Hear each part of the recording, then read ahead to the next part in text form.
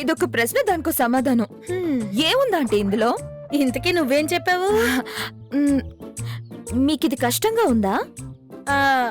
Okay, నేనే చెప్తాను.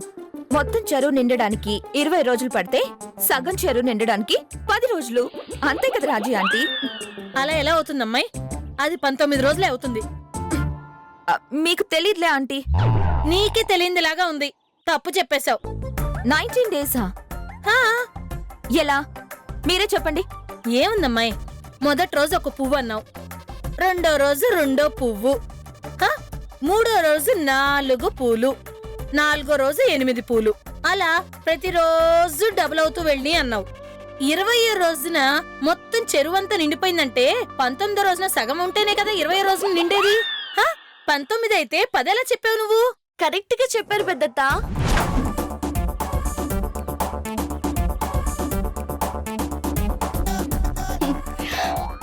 నీ కామన్ సెన్స్ లేదనుకున్నాను, లాజికల్ మైండ్ కూడా లేదా?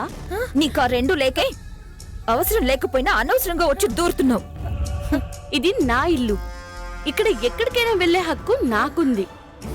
అలా అని పర్సనల్ విషయాల్లోకి నీలా నేను దూరను. సమంత, ఎక్కువ మాట్లాడుతున్నావు. నీకసలు పెద్దతకి తెలిసినంత కూడా తెలియనట్టుగా మాట్లాడుతున్నావుగా. రాజీ ఆంటీ చెప్పింది తప్పు. తప్పని ఎలా చెప్తావు? ఇంటర్వ్యూ అడిగిన వాళ్లే ఓకే చెప్పారంటే నాది కరెక్ట్ అనే కదా అర్థం. ఇంటర్వ్యూ వాళ్ళ శ్యామ్కి తెలీదు. తెలియనివ్వండి ఆంటీ. ఏం చేస్తుంది ఇప్పుడు? సూర్య ఆఫీస్ లో నాకు జాబ్ వచ్చేసిన తర్వాత.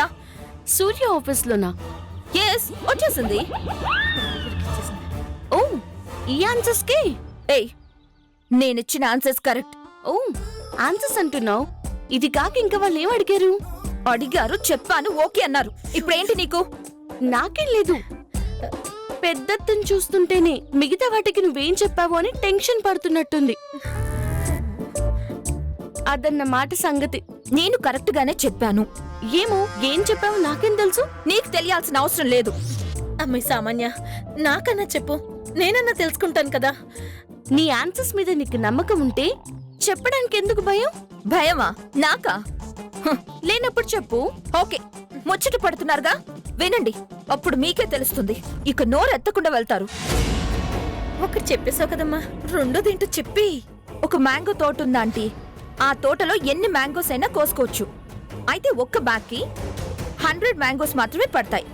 అలాగే 100 గేట్లు కూడా ఉంటాయి.